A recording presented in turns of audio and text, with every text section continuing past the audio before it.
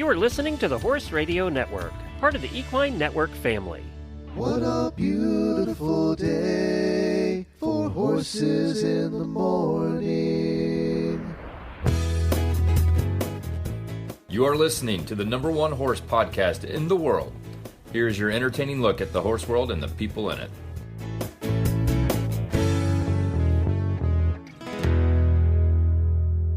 I am Glenn the Geek from Ocala, Florida. And I am Allison Rehnborg in Murfreesboro, Tennessee, where meteorites are literally falling.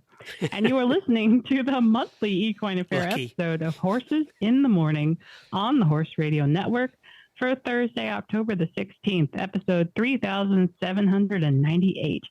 This episode is brought to you by Equine Affaire. Good morning, Horse World. It's the third Thursday of the month. That means it's time for the Equine Affaire episode, North America's premier equine expo and equestrian gathering. Well, we're back with another Equine Affaire episode. 1 month from getting together in Massachusetts. And I know Allison is so excited because everything's done and she has nothing else to do for the next month. And she's just so happy and bored. I wish. That sounds wonderful. Who is that, Allison? I would like to meet her. Yes, less than a month to go. We are all, we're going. It's going. This is when Allison and everybody else over there is at their 100-hour weeks. So this is when that happens. Yes. It doesn't matter for events how much time you prepare ahead of time. There's always that last-minute stuff that needs done. It just works that way. Well, yeah. And there's some stuff that just can't happen until now either. I mean, so that's the thing. But like the problem is it's everyone else's last minute stuff too. And that's when it starts multiplying. And it's like, okay, wow, can we? But going, we're fine. We're a well-oiled machine. You know that. We'll get it done. You'll get it done. No problem. What's coming up? Who's coming up on today's show? Yes. So today's show is really good. I'm excited about it. Our first guest, Dr. Karin Bump. She's fabulous. You will love her. She hosts our college and career fair. She was not with us this past Ohio, but she's usually with us every few events. And she is great because she's really passionate about helping kids and non-traditional students find their way into working in the industry. And then our next guest after her is, I'm very excited, Gaby Reutter. She is our show jumping clinician. She is the reigning #1 female Chilean show. She's amazing. And you guys are going to love her. She'll be at Equine Affaire. I think it'll be her first time with us, teaching all about show jumping. And she's also a content creator. So she's got some cool stuff to talk about with us. Very good. But before we get to your guests, we have a winner. We do. We have a winner of the My Equine Affaire Moment contest. And that is, should we do a drum roll? Drum roll, please. Alicia Sobieski. So her full story, by the way, is up on our website. So you guys can go check it out. We've posted the whole story. We'll also have it in the program. But Alicia wrote this amazing story about her daughter, Angie, meeting one of the Whispery Pines Percherons, Tony, and just having an incredible journey with him where she basically grew up alongside him. She has all these pictures of hanging out with Tony year after year at Equine Affaire. And it was the best. It was an amazing story. All of them were amazing stories. I loved every single one of them. I read every single one of them. I wish I could give you all the weekend prizes. So thank you to everyone who entered, and every story you wrote mattered. And we're going to be sharing those on our socials soon too. But yes, Alicia and Angie were our winners. So they'll be coming to Equine Affaire. And I love that it involved a Percheron. So I'm happy about that. Well, and her relationship with Tony led her to get her own Percheron. Oh, really? Bagel. Yes. Wait a minute, a Percheron named Bagel? Yes, his name is Bagel.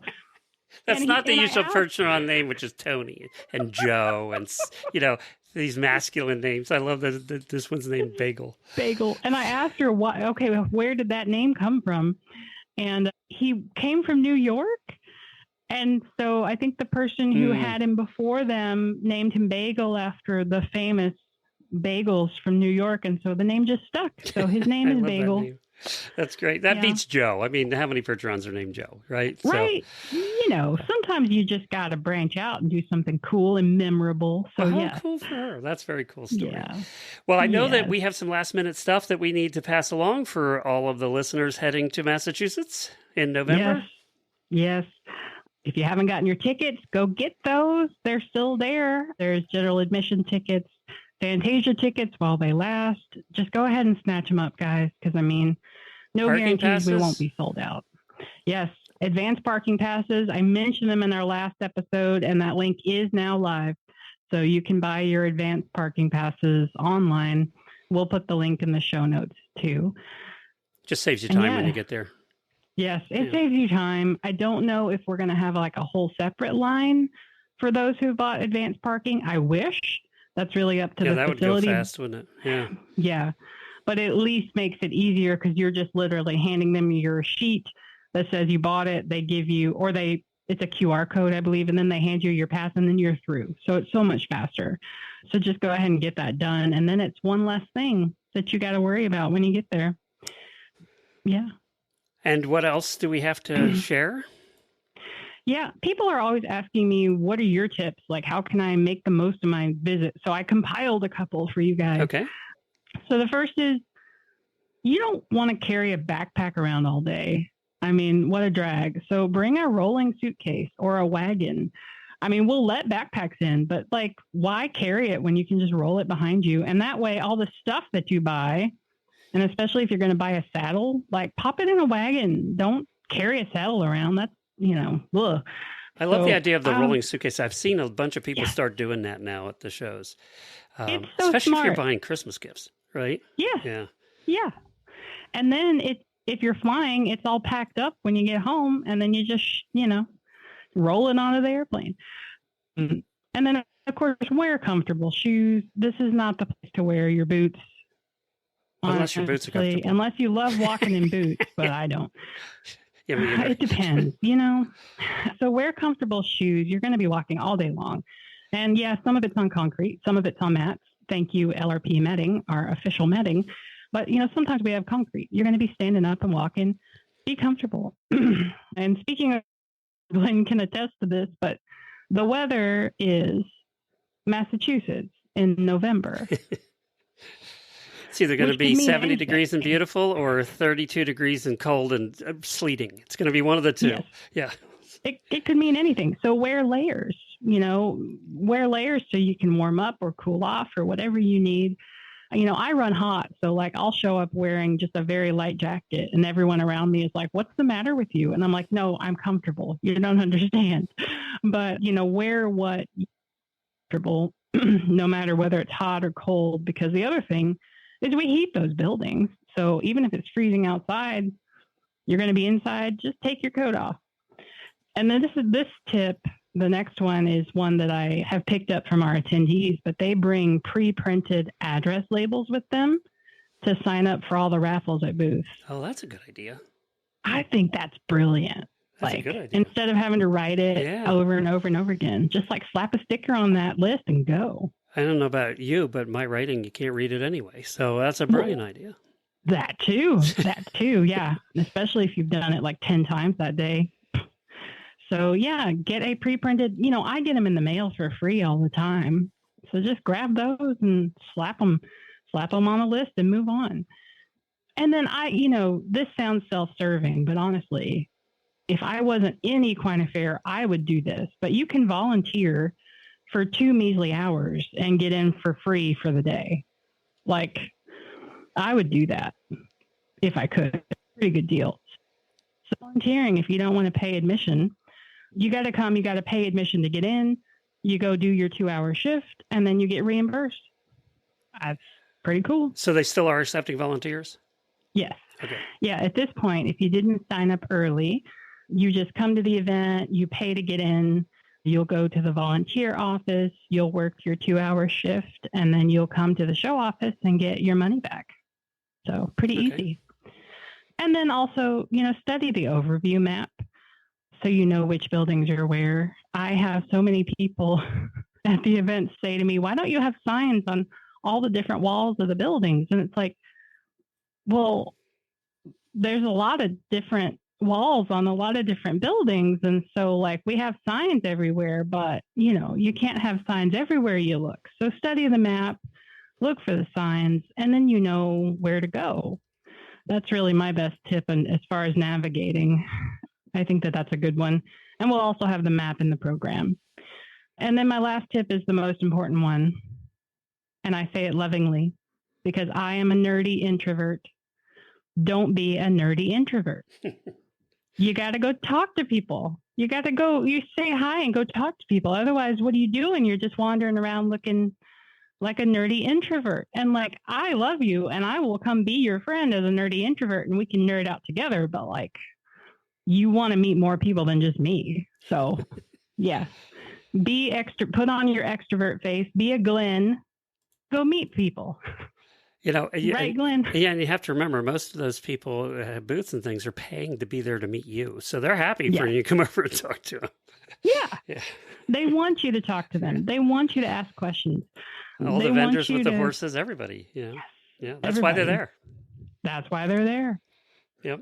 It's a good place if you're an introvert to go because everybody is there eager and ready to talk to you. So, yeah, that's what it's all about. They're all thrilled. Yes. They're all thrilled if you can talk to them. And I'm sure the listeners and auditors will be having a meetup too. They usually do. I don't know that I've seen anything there yet, but I'm sure they'll be working on that for all those ones that are going. Yeah. Well, and I know Heather Wallace is going to be there for Adulting with Horses. Okay. Yeah, in our podcast. So like we already are going to have a contingent of hosts. I think a few others are probably going to be there. Susan Friedland. Oh, yeah. You guys know her. Yeah. So like we're going to have a lot of honorary Horse Radio Network people there. So if you are auditors and you are going, then have a meetup. Yep. Take a picture. Make Glenn feel sad that he's not in Massachusetts because he won't go. I'll be looking for all the pictures. I'll be enjoying it through you guys. Yes. And I know you'll do a good job of posting a bunch of stuff so I can enjoy it too. I will. That's me. All the time. Well, you know what else this means? It means that it's the fall. And what happens in the fall is your pastures change, and so do your horse's needs. Chewy has the supplements to support your horses through the fall transition, like vitamin E and ration balancers, targeted care for metabolic horses, and calming support for horses feeling fresh in the cool weather. We've had a few of those this week. With Chewy Auto Ship, you'll never run out of the brands you trust. Schedule repeat deliveries that arrive right on time every time. Plus, save big with 40% off your first auto ship order of equine supplements using code EQSUP. That's EQSUP at checkout to get 40% your first auto ship order. For seasonal wellness, for trusted brands, for fast shipping, there's Chewy. Visit them at chewy.com/equine. That's chewy.com/equine. Who's our first guest? So our first guest is Dr. Karin Bump, and she is an educator, she's a consultant, and she is a lifelong advocate for equine education and careers. She combines her academic expertise, that's where the doctor part comes in, with practical insights to help connect students and up-and-coming young professionals with the right paths to help them fulfill their dreams of working in the horse industry. And this year at Equine Affaire, we are proud to have her. She'll be presenting multiple sessions on colleges and careers and heading up Under Hunt. So if you are interested in working in the horse industry, whether you're 18 or whether you're 45, this is the lady to listen to. So let's welcome Dr. Bump to our show. Well, hi, Karin. Welcome to our show. It's good to have you. Well, hello. Thanks for having me. And where are you calling from? You travel all over the country, but where are you today? I am in Lower Alabama today. Yes, the heavenly place. Well, heavenly location sometimes, not in the summer. Yes, sometimes, right. Upstate New York in the winter, not so heavenly. Down here in the middle of the summer, not so heavenly, but it's great regardless. And you just moved there from upstate New York, right? So, I mean, talk about, you like to do the swinging, the extremes of weather. Yes, and I still have a place in upstate New York, so I'm really kind of split between the two places. So, yeah, I'm still a New Yorker in that sense. So, yeah, well, and that works well for us because you're close to Massachusetts and you're not that far from Ohio. That's So right. It all works out. it all works out. So you are a familiar face and voice. You're one of my personal heroes, but you've also been at multiple equine affairs. You are our trusty equine career and college degree lady. You're the one who helps give lost kids directions. How'd you get into that? What made you go, yeah, I'm going to try to guide these kids to find their dream job or their dream college degree?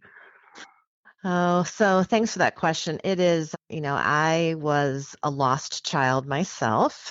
I often tell the story that I didn't know until much later in my life that my parents had the "What will we do with Karin" talk. Like, what will she do with her life? What will we do with her?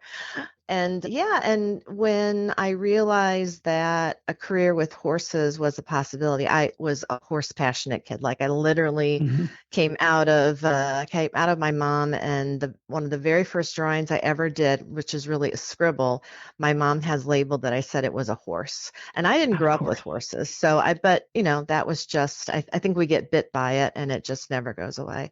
So I didn't conceptualize that a career with horses was even possible until I got into college and was pursued an agriculture career, and then realized that equine really was a possibility because I had a mentor that helped me understand that. And so for me, it's very much a passion project. I was college professor at a small private college in upstate New York, Casanova College, almost 30 years, one of the best programs around. Of course, the college did close, nothing to do with the equine program, but just, the dilemma of small colleges in the last couple of years.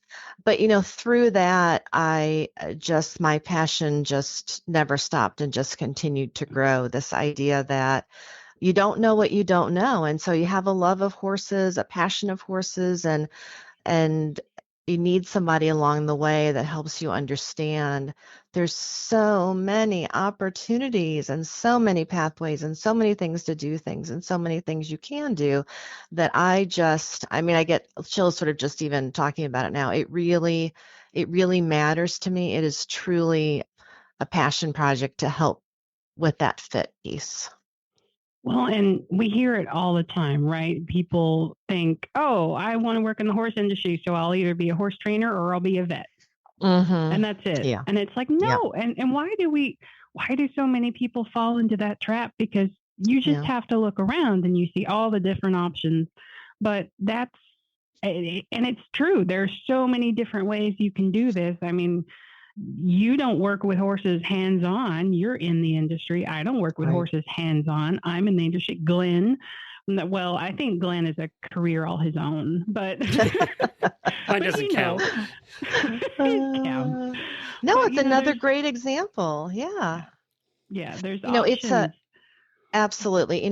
I typically always start, when I do talks or meet with young people or adults or whoever it is, it's a $177 billion industry. Billion, with the B, and everything that goes in, on, around, under a horse, a rider, a farm, a facility, tracks, trailers, all of these kinds of things need people to develop, to promote, to market, to understand, to communicate. There's so many careers. And one of the reasons that I've always been so passionate, and of course, Equine Affaire, from the very beginning, when I floated this idea to Kogi, she's like, yes, let's try that.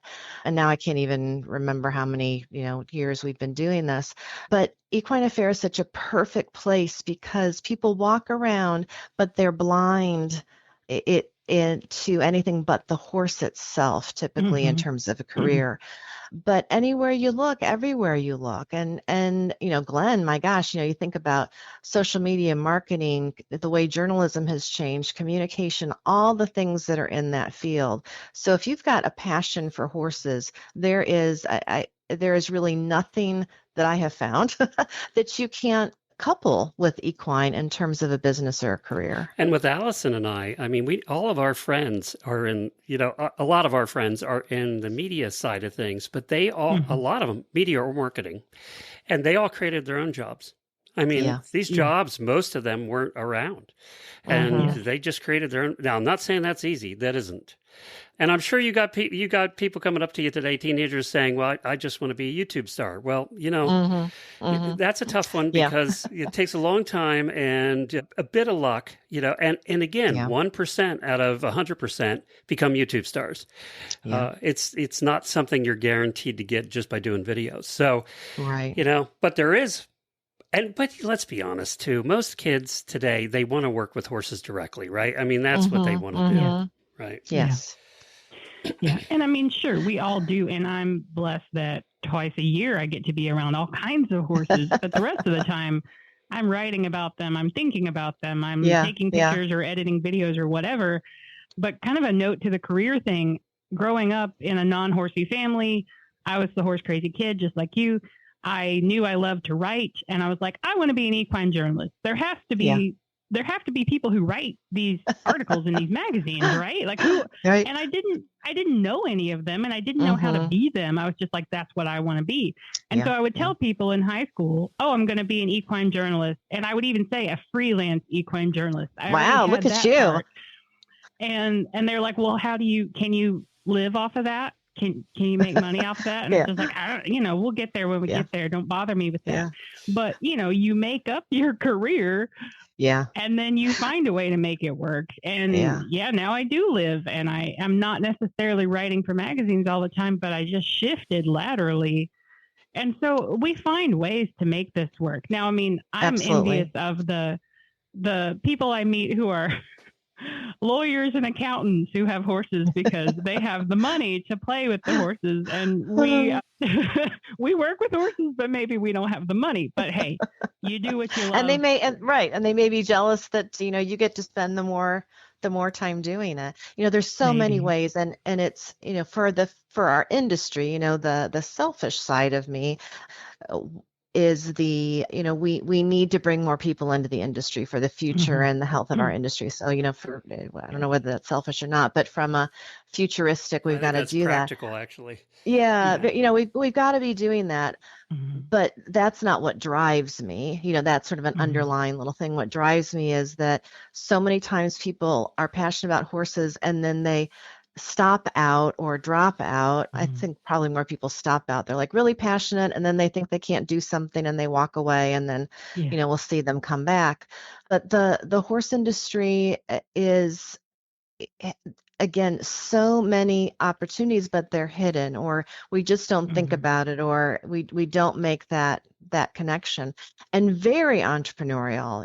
Again, if you have the passion for horses and then you have some other kind of skill or another kind of passion, and that's often a first thing I do with young people, trying to, because I do some one-on-one stuff with this, Mhm. what kinds of career fields might work. And you're right, they always start with the hands-on. But once you start kind of delving down and saying, well, what are the other skills or knowledge sets or talents or things that you have? Let's at least explore what that might look like. And the more you know, the more you know. So if you take the college route, again, almost 30 some years with students in equine degree programs, and in our case, it was a 4-year program. If you look at those students, I'd say 90 some % of them come in hands-on veterinarian, rider, trainer, barn, the things that are very visible. But by the time they graduate, we would typically find one of 3 routes. About a third of them would still very much have that hands-on passion. About a third would say, I'm going to do something with horses, but in a much broader way, not hands-on. And then, we would have a third that would say, I've decided that I want to have horses. I want to be a lawyer, but I want to have horses, right? Mhm. So Yep. college, of course, is for a lot more than, just a career. It's, it's all the other things that you do.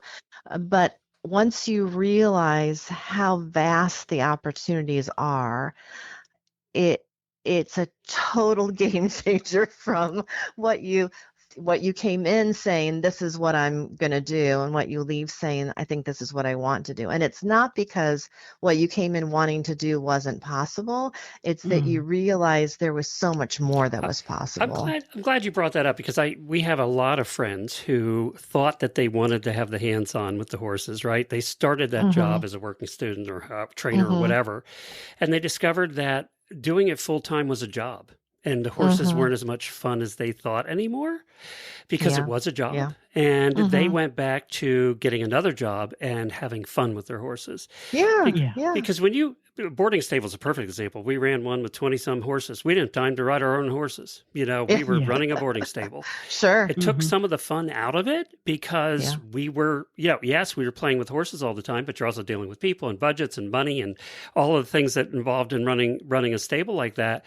And it took some of the fun out of it. And some people just decide, hey, I'm going to get another job, have the money to have the fun.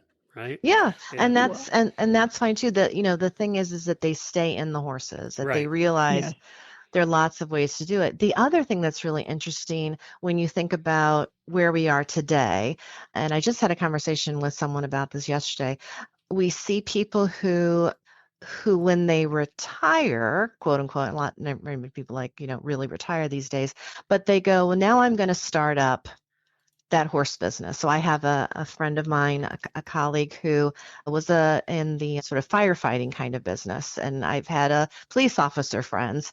And when they have done their service and they've retired from that, then have started a horse training business or a rescue or a therapeutic or an equine assisted service, that they've come back and now are doing that passion project business. So again, no reason to step away from horses. Well, and even if you do, like Glenn was saying, you decide, I don't want to work with the horses, but I want to go do another job and then still stay in the industry, you're still a valuable part of the industry. Oh, you're the one that pays the bills. Right. You're the one who get us paid. Absolutely. And that is, so it doesn't matter whether you're working in the industry or you just want to own horses and be part of the industry. That's valuable in all the ways.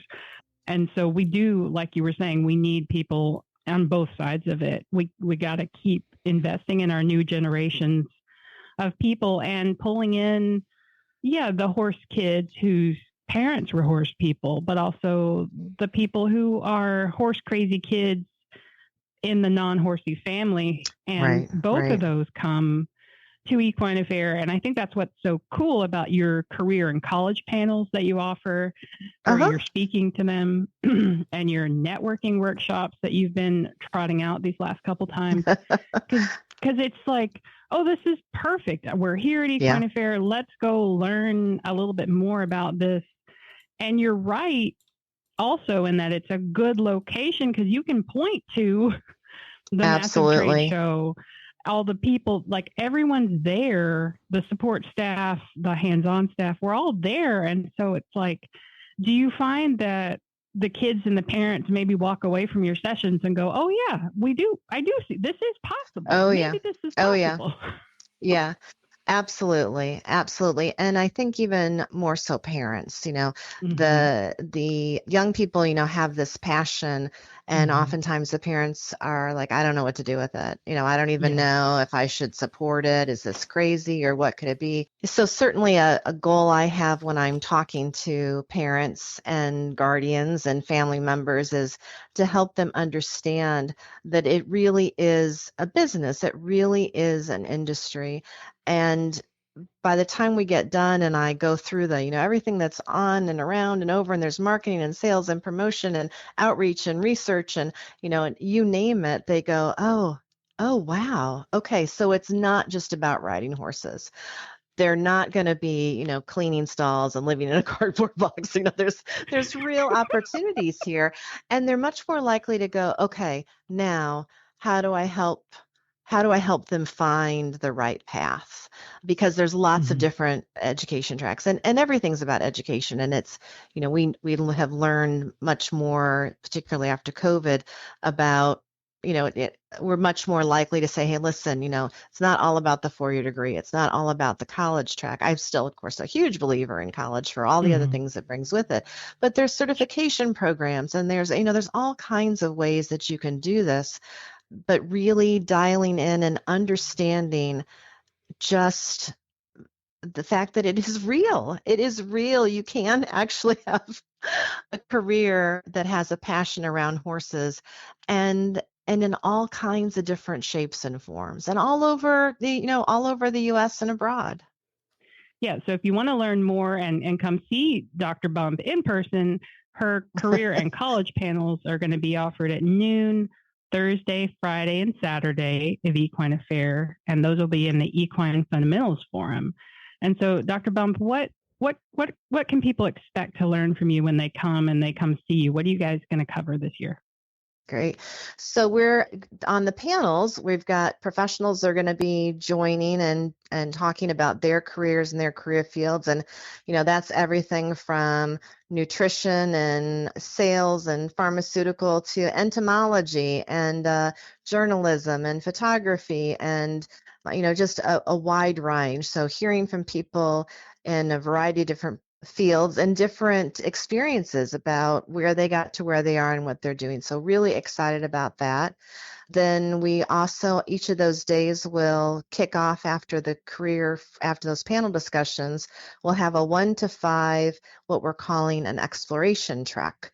So during that time period, individuals will have a form and they can wander around. We've got about 50 stops throughout the buildings of professionals who are there and available to answer questions about their business, their industry, what they do. And if you make certain amount of stops, I'm not sure how many yet, usually it's somewhere between 10 to 12 of those, then you can earn a reward, and that reward is a discount in the Equine Affaire souvenir shop. So we're really excited about that. Also a little special prize for the first 15 completers every day. And that's something that's great because you can do it at your own pace while you're doing all the other great stuff. You're wandering around anyway, but it's where else are you going to have this opportunity to hear from and actually interact with that many people and that many different career fields. And then each of those days I also offer 20-minute one-on-one sessions as space is available. So if you want to spend a little individual time with me talking about careers, your interest, we can schedule that as well. Perfect. And how can they do that? I think, we might have a link on our website for it, but also if they want to reach out to you, what's the best way? Sure. So the best way would be to email me. So it's DR for doctor, and then it's K and Bump. So you can always remember you bumped into Dr. Bump. That's a good way to remember that. So dr.kbump@gmail.com. And I know that information's on the website too. So just email me is the best way. Let me know what day or days you're going to be there, and then I'll let you know what time or times I have available, and we'll go from there. Perfect. Well, thank you so much for coming on. This is a fun I always love chatting careers with you. So thank you. Yeah, thank you. Look forward to seeing you all soon. And yes, please come to the Great Equine Affaire. And I hope to see you so we can talk careers and education to get there. And our next guest is Gabriela Reutter. She is our show jumping clinician at Equine Affaire and the reigning #1 Chilean show jumper in the world. Gaby moved to the United States when she was 18 to study economics at NYU and develop her show jumping skills. At 22, she became a professional show jumper, and that means she jumps the really big stuff. She has competed all over the world, Europe, Mexico, Canada, Brazil, Argentina, and her home country of Chile. She earned a bronze medal in the South American Games in 2022. She is part of the Chilean national team, and her aspiration, which I think is awesome, it's put on her website in big letters, is to become the second Chilean woman ever to compete in the Olympic Games in show jumping, and the only woman since 1972. Oh, and did I mention she's also a popular content creator on Instagram and TikTok, so you've probably seen her. Please help me welcome Gaby to our show. Well, hi, Gaby. Welcome to our show. Hi. Thank you so much for having me. Yes, and you're down in Florida. Well, you're based in Florida, which is not far from Glen, but today, where are you calling us from? From Tryon, North Carolina. Oh, yeah. Of course. Been there, done that. What are you doing there this week? I am horse showing. I brought my 4 horses. I have one in the 2-star, then I have a young one, and then I have 2 other ones doing national classes. So we're here for 2 weeks, and then we head down to Wellington for the season. Yeah. And for full time, to be honest. Wow. Yeah. Yeah, no big deal. Just 4 horses, jumping the big stuff in Tryon. My life. I'm glamour. True. Oh my God. It's like not as glamorous as it looks for sure. I look and feel disgusting right now. I slept about 4 hours, full of horse sweat, but we have fun. So. And then in the middle of all of that, she has time to be a social media celebrity too. I have time in quotation marks. Yes. So I already said this in your intro, but like you jump the big stuff. You are a professional show jumper, which is just like Yes. an amazing career. We've been talking about careers all episode. Here we go. But then you're also a content creator. You've got almost 100,000 followers on Instagram and over 100,000 on TikTok. And did you ever, was that the plan? How did you become a content creator on top of everything else amazing that you do? Well, thank you for your kind words. So, no, I did not expect it at all. I always, even since I was a kid, I did little skits and would present to my parents and sing songs and want to be on a little spotlight. So I think it's been coming. I did a lot of theater for some time. I wanted to be Shakira. So I think that, having an outlet in the art sector was something that has been brewing.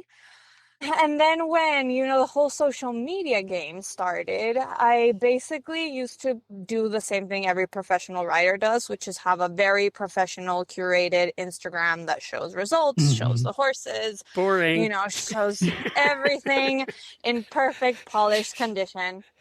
But for some reason I started to play around with TikTok around the pandemic. And I started posting random funny things that would happen in the barn, playing around, just hanging out with my horses. And then people really seemed to enjoy it. And then they were also asking me riding questions and advice. So I kind of started mixing between having fun and doing these funny skits with my horses, and at the same time posting educational stuff and teaching people about horsemanship, about horse riding, horse care, all these things. And it started blowing up on TikTok. And it got to a moment where I was like, look, this life is not super perfect. We're all trying to pretend and seem like we have this perfect, polished life on the horse. And it's not true. So I was like, I'm just going to show everything, my whole life, the good, the bad, the ugly, the funny, everything that happens. So I stopped doing a curated Instagram and started posting whatever I wanted to share it with people and have fun with it and bring some lightness and fun into a sport that at times gets very serious and gets, put with a lot of pressure and gives off a lot of anxiety. And people started to really respond to it and really appreciate it. And it just kind of happened. Well, and I love that. It makes you relatable and it makes it seem possible. Because you're so right. We see you at your very, very best. You're jumping the giant fences and your horse is perfect and you're perfect and you're polished and turned out. And that almost makes it seem unattainable. But then if you're being down to earth and saying, yeah, hey, that ride, didn't love that, feel feel not so good today, or whatever, that just makes you more relatable, and it makes people probably feel a little more inspired. It's like, oh, I can be like her. I could do the hard work. I could try to do this. And I think that's such a cool, inspirational kind of path that you've laid there, because everybody wants to be you someday. So I don't know if that's true, but at least if I help a couple of people, that would be a success for me. Well, and I think, people bitch about social media and stuff and all the negatives, but I think that that's one of the positive things it's allowed is to see the non, in magazine articles, all we saw was the polished stuff, right? For years and years and years, that's all we had. Now social media allows you to see everything. And I don't Yeah. think that's a bad thing sometimes. No, no, I don't think, as long as, you're authentic about it. And I think part of that, of showing the struggle and making it known that it happens and it's real. It started with a blog that I used to have that was called My Right Mhm. and Balance. And I would post, all of my frustrations because I do a lot of journaling. So I would just write down what I wrote in my journal. I would just post it and be like, look, today I had this really awful round. Like this happened, this happened. This is what I'm going through. And people started to say, oh wow, like you always see like everything so perfect, and that only happens like 10% of the time. Right. And a lot of the Mhm. other stuff that happens we don't see, like the time we spend with our horses, like how we care for them, like all of this stuff that is so much more important, and the reason why we're doing the sport. It's not, or at least for me, it's not just because I want to go in and compete. I love that part, but I have to love the horses because the competing part is only going to be successful a small percentage of the time. Do you mean to tell me that professional riders' horses are stupid and do stupid stuff too and hurt themselves and all of that? They're not perfect either. Is that what you're telling me? No, horses are horses. I mean, whether they're a 5-star horse or a backyard horse, Yeah, they're always they trying all to kill have the same themselves. DNA. Yeah, that's right. I don't care how expensive they are, they all have the same tendencies. They don't know. Like, they don't know how expensive they are. They only know how we treat them. That's So, right. So if I'm going to put my foot through the stall wall, I'm going to do that whether I'm worth $1 million or 10. It doesn't matter. exactly. Fact. Like, it's so true. Well, speaking of horses, tell us about your horses. So are these your 4 personal horses that you're there in Tryon with? Yeah, so I have 3 from my string, and I have 1 sale horse that I got. Rocky is the one that I've had the longest. She's been with me 8 years. She's the one that I went to the South Americans and got a medal with. We've been international together. We've jumped up to 5 stars. Now we're focusing more on the 2-star, 3-star level, but we actually have the Bolivarian Games that are coming up at the beginning of December. So that's super excited. We just got announced as part of the team, which I actually haven't Ooh. posted about. So Oh, news. congratulations. News. So that's Rocky. She's 15, so she's older, and I know her like the back of my hand. So that's, Yeah. my girl. And then I have Juice, which is my 5-star horse. He had a small injury at the beginning of Wellington. So I'm kind of gearing him up again. So we're doing, the 135s, 140s, and slowly going back up. But he's been feeling really good, so I'm very excited. He's 11 this year. Or 10, no, 11.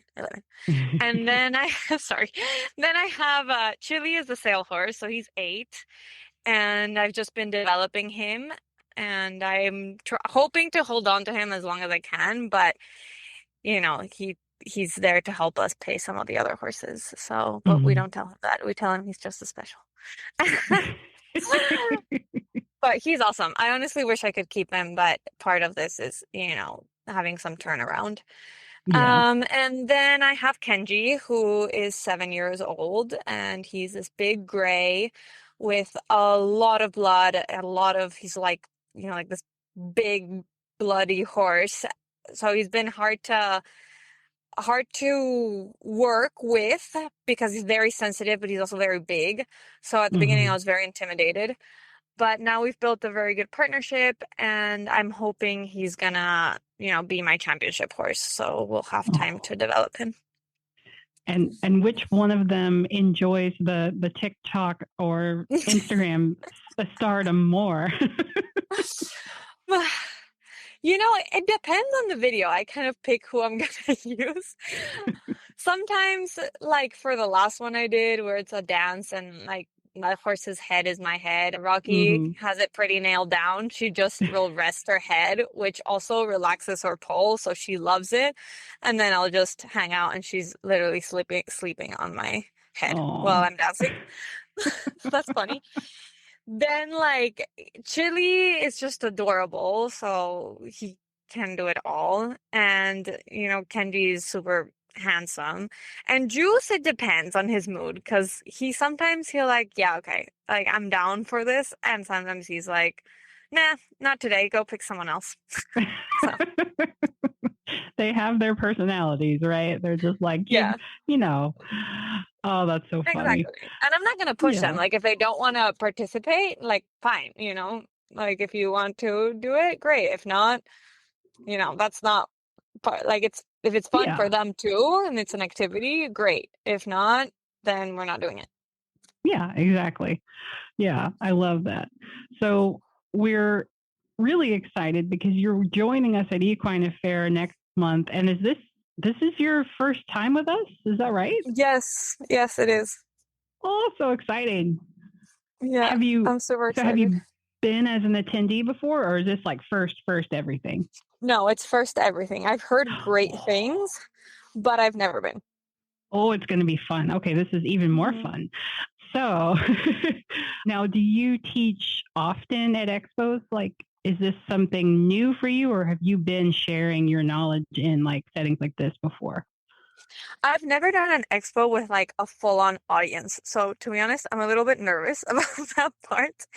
I've done clinics. I did my first small clinic in Wellington in April, and then I just finished a clinic with 13 kids, a 3-day intensive in Panama about a week ago.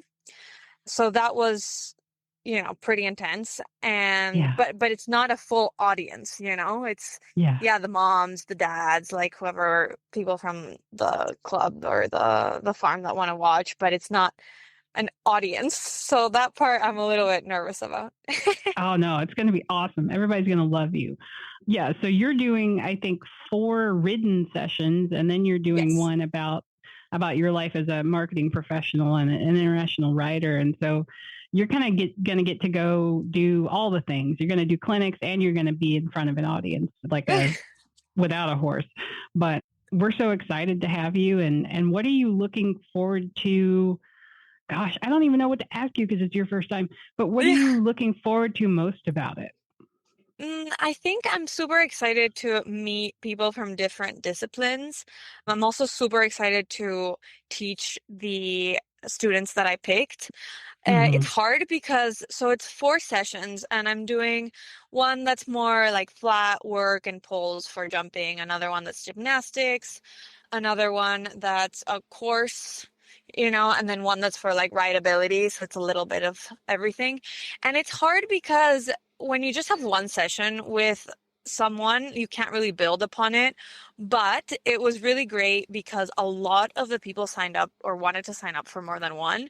So I was able to get, like, for the full course and the second day, there are students that I will have the day before. So I did that on purpose so that I would be able to, follow up, and kind of they'll get, even more out of it because we'll be able to build on how we prepared in the horse the day before. So that was on purpose. And I was very happy to see that a lot of people wanted to do more than one session, especially, and could do more than one session. So I'm super excited to see how that goes. And I think I'm also, I'm just excited to meet people. I'm planning on doing some meet and greets at booths. So I think it's going to be fun. And I'm also excited to see other sessions because I think, we're always learning, and I'm always doing research. I'm always reading. So it's always really cool to be able to see other riders and trainers and see like what their methods are and what can I take from that and apply to my own training. Yeah, that is one of the best parts, as like, if you're as a clinician or as an attendee who's just like only ever ridden one discipline, like it's so fun to watch them gain those benefits from seeing other disciplines. And like every clinician that I talk to, whenever I ask them, what are you looking forward to? They're like, oh, well, I'm looking forward to teaching, and I'm looking forward to this, but I'm also like, can't wait to go learn myself. And for me, I love when I'm walking around and I see other clinicians in other clinician sessions, like just sitting there, like casual in the audience. It makes me happy because that's part of Equine Affaire. It's education for everyone. It doesn't matter if you're the backyard horse owner or you're the, top tier show jumper, there's something to learn from everybody. So I love that you're already thinking that way. You're going to have a good time. I wish I was you so I could experience it all over again. That's awesome. Yeah. I was curious, have you always wanted to do show jumping? Like, was that your ambition from the beginning, or what were you setting out to do as a horse crazy kid? So I started riding when I was 4, and I actually started riding like retired polo ponies that they would use to give like lessons for kids. And it was a very much dressage based, like dressage slash, like having fun because you're a kid and you don't want to be doing like a super serious thing. So it was a lot of, group like sessions where you had to do stuff together and in groups and, mirror each other. And we did presentations and all of that was super fun. And then we got to, I think I was a little bit older, or maybe I was like 7. And then there was one day where there were 2 specific horses that would jump like this cross rail. And that was set up. That was, poles that were falling apart, standards that I don't think were actual standards. Maybe they were tires or something. And the trainer goes, okay, like if you guys want to jump, like you can jump this back and forth a couple times. And I was like, well, okay. And I jumped it. It was probably like 30 centimeters. Like it was probably the smallest thing you've seen in your life. But I was like, whoa, this is so cool. And then when it started like developing more and I started riding more, there aren't really like the facilities in Chile where I'm from in Santiago, like they're all either show jumping or dressage. There's very little of other disciplines. Western isn't a thing. Like we have our own like huasos, which are like the cowboys in Chile, but it's not really like full on discipline. It's more like a lifestyle. So when you go for lessons and stuff, you either go to do like show jumping or you go to do dressage, and most of the people do show jumping. And I had jumped once a couple times, so I was really excited about that. And since I started going to lessons at 8, it was from then on this is what I want to do. And I saw a competition which I thought looked huge, and looking back was probably like a 110 or something. And I was like, I want to be doing that. And then I found out that show jumping was in the Olympics, and I was like, and I want to go to the Olympics. And it's been like that ever since. That's awesome. And that's what you want to be, like, do someday. That's your aspiration, is to be the second Chilean woman ever to compete in show jumping. And then the only woman since 1972. Yeah. That's crazy. A big dream. I bet you can do it though. It's the plan. I love that. That's the plan. I love it. So we're about out of time, but I just thought I wanted to ask you, what are your best tips for the kid who wants to be you someday? Like, what would you, if you could go back and talk to little Gaby, what would you tell her? I tell her that to be prepared that this is not an easy sport. It's going to be full of frustrations, but all of those frustrations come with things to learn, and to be very patient with herself and to let herself make mistakes, not try to be so perfect, because, horses aren't perfect, and that she can do it, that she can, complete her dream and keep being as resilient as she is. And that's the same thing I would tell a kid. I would tell them they have to be patient with themselves, and that this is a sport that we do it for the love of the horse and then for the sport. And I think that's very important. Absolutely. I love that. All right. Well, how can people follow you? What are your handles? How can they learn more about you? It's very simple. Gabriela with 1 L dot my last name, which is very hard to say, but it's Reutter, but it's spelled Reutter. And it's the same on Facebook, Instagram, and TikTok, and YouTube. So very simple. Gabriela.Reutter. Perfect. And we'll put those links in the show notes too. And if you guys want to come meet Gaby and learn more about her and show jumping and all kinds of cool stuff, then come to Equine Affaire next month. We'll all be there November 6th through the 9th. Well, that was an awesome show. That is our show, at least until Equine Affair is here, which is happening in, I don't really want to count the days. So, What are the dates in November? Yes, November 6th through the 9th is where you will be able to find me at the Eastern States Exposition as part of Equine Affair. That is what's going on. November 6th, it's coming up way too fast, but I'm very excited. And of course, you can find all the details at equineaffair.com. Click on the Massachusetts one at the top there, and you'll find all the hotel information. All the information is on there if you want to volunteer, what's coming up, the programs, the whole thing. So go to equineaffair.com right now. Keep an eye on the YouTube channel too. And during Equine Affair, Allison, where's the best place for them to follow all of your cool stuff you do? Yes. So I would say the Facebook and the Instagram, I will be posting all day long. I'll be sharing stories from our attendees and the stories. That's always the most fun part for me. But yeah, follow us on Facebook and Instagram. We might jump over on TikTok because we do have a TikTok. And the handle on all three of those platforms is at Equine Affair. Very good. And of course, if you want to listen to past Equine Affair episodes, you can do that just by searching Equine Affair on your podcast player. There's a separate RSS feed just for the Equine Affair episodes away from Horses in the Morning. So if you just want to listen to past ones of that, which there's a lot of, you can search that way. And you can also still find all the past episodes on your Horses in the Morning feed as well. Thanks, everybody, for joining us, and have fun at Equine Affair.